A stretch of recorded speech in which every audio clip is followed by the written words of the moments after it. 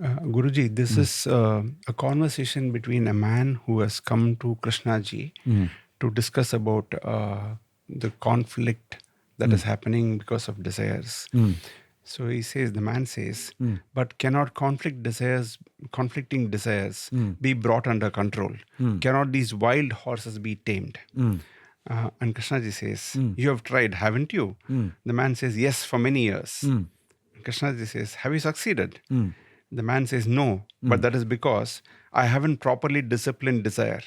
I haven't tried hard enough. The fault is not with discipline, but with him who fails in discipline. Krishnaji says, is this not this very disciplining of desire the breeder of contradiction? To discipline is to resist, to suppress. And is it not resistance or suppression the way of conflict? When you discipline desire, who is the you that is doing the disciplining? Can we discuss this part?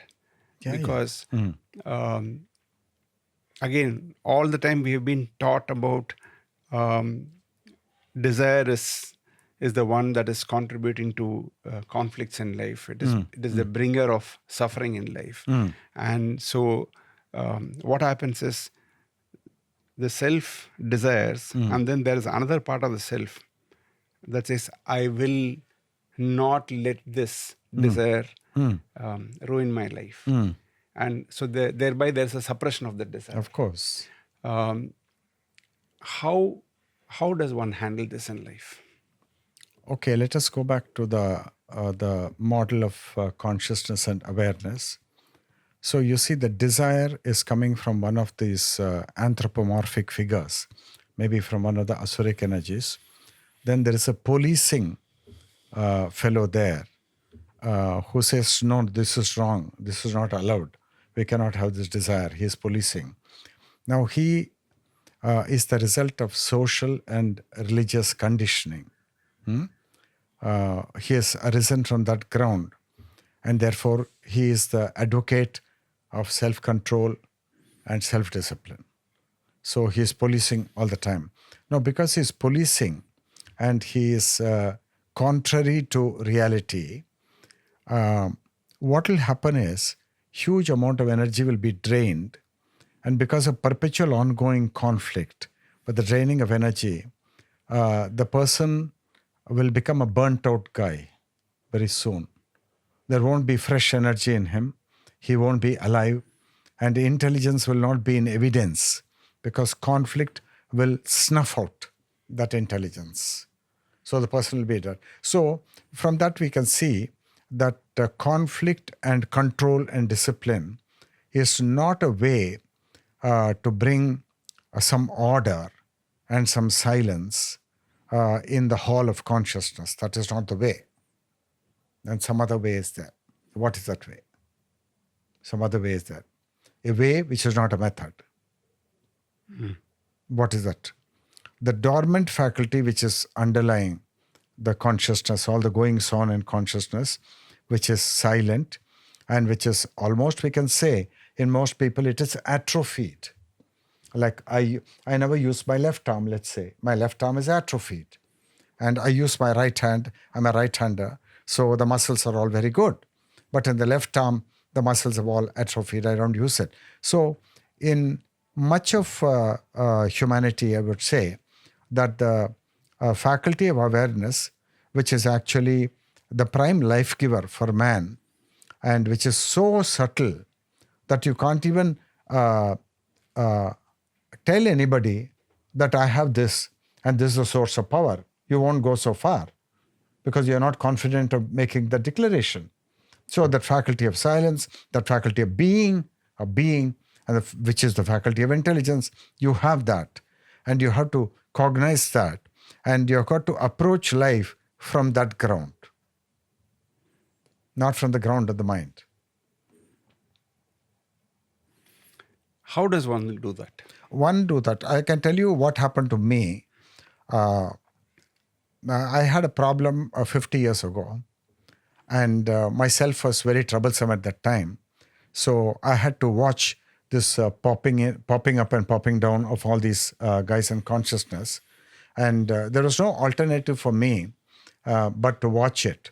The watching fellow should not be another of those popping guys. Then it's lost. Okay, that's not watching. That's policing. Correct? You go with me? Correct. That's policing. Correct. So I could understand so much. And then I could understand that I have to be still for the watching to happen. So number of wrong watchings took place, which were phony, made by the policing guys. Then suddenly, without making any effort, a watching happened by itself. It happened. Then the moment that watching happened, immediately an insight happened in the sequel to that. So that happened. And so what was the result of that watching? This result of that watching was there is a calming and subsiding of that turbulent sea of consciousness. It became calm and turbulent. Now, when it becomes calm, when the turbulence is calmed, then what happens is the submerged faculty shines more lustrously. It is the cacophony in the mind which veils it and which destroys the luster. The more active the mind is, the activity creates a veil. So that submerged faculty is veiled. Like you throw a black screen on it, you can't see it, you can't sense it. Because perpetual activity is there. Now when the activity is shut down, then what is behind the activity is revealed. And is it a substance? Is it an entity? Is it something you can get? That is who you are in truth. You're that. And is that vocal? No, it's mute. Is it in time? No, it's timeless. And so that is given an opportunity to keep vigil on what is going on. Enough. Nothing more is needed. So in other words, we tend to keep the mind perpetually active because there is a belief in mainstream society that it's very important to keep the mind perpetually active and perpetually alert. Okay, but that whole teaching is wrong because the source of intelligence is not the mind, and it is the submerged faculty of awareness, which is on the back burner, and you must give that a chance to step in. You give it a chance to step in only when the mind is vacated. It becomes a vacant mind, like Krishnamurti's mind is a vacant mind. That's why that awareness is shining so brightly. It's a vacant mind. So amanaska is the voiding of the mind. Manas is mind. A means negation of the mind, no mind. Ka means for. So this yoga is for the voiding of the mind, for the vacation of the mind, for the stilling of the mind. Then it's empty. Then that means have you become a fool because the mind is empty? No. It's the dawn of intelligence. And this runs against the very assumption of society where... Of course. So you've got to demolish that wrong assumption of society. All the people who have seen it, that's my work. I am up in arms against that. I want to demolish that.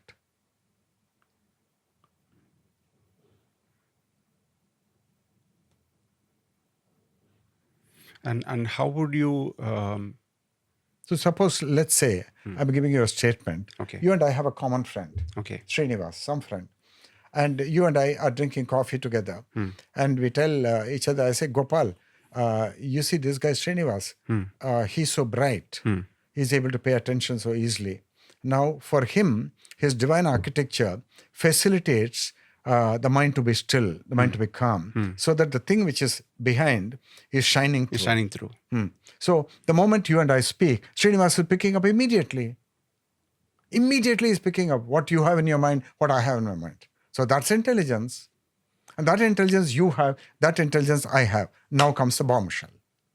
That intelligence which Srinivas has is the same intelligence which you have, is the same which I have, because it has nothing to do with your mind, nothing to do with my mind, nothing to do with his mind. That's the face of the divine enshrined in man's life. Anonymous, silent face of the divine. Anonymous. He's not shouting and saying, I'm God. No, nothing. Anonymous, self-effacing, silent face of the divine, source of life.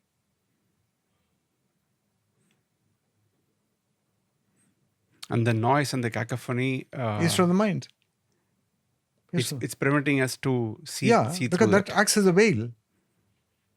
That acts as a veil. The noise and the cacophony and the activity of the mind, it's not giving it a chance to come through, as it is called. It has to be given a chance to come through, to make itself visible, to make itself present. And its hallmark is zero effort. No effort.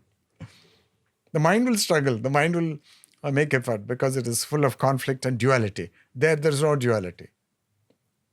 One look is finished. You got the insight. And that is common to all of us. That same thing with Srinivas has got. You have got. I have got. Now, he's a little more lucky than you and me in that the divine architecture facilitates the mental activity to be at a minimum thing always. And your mind and my mind probably are more active so that the veiling is more. The more the veiling, the less the intelligence will come through. That's the essence of Krishnamurti, the vacant mind. That's the whole essence. The vacant mind. Who is Krishnamurti means? Krishnamurti is the vacant mind. There's nothing going on. Even as a boy, people knew that Krishnamurti was not academically very bright with books and all of that. But his senses are dead alert. His senses, always very alert. Looking at a tree, looking at people's faces, looking at their gestures, looking at the rotten state of human society, looking at a car. He was called moronic, no? Yeah, they called him moronic, they said. But the thing is, because there's nothing in the mind is vacant. But then, is he the mind? No. He is that. That's the whole essence. Got to build that. Got to bring that to the forefront. Got to make that real for people. Thank you, Guruji. Yeah, thank you very much. Thank you. You very much for being very kind and understanding to come to Chennai and give me this opportunity to talk to you. You've done your homework. I should be the one giving gratitude.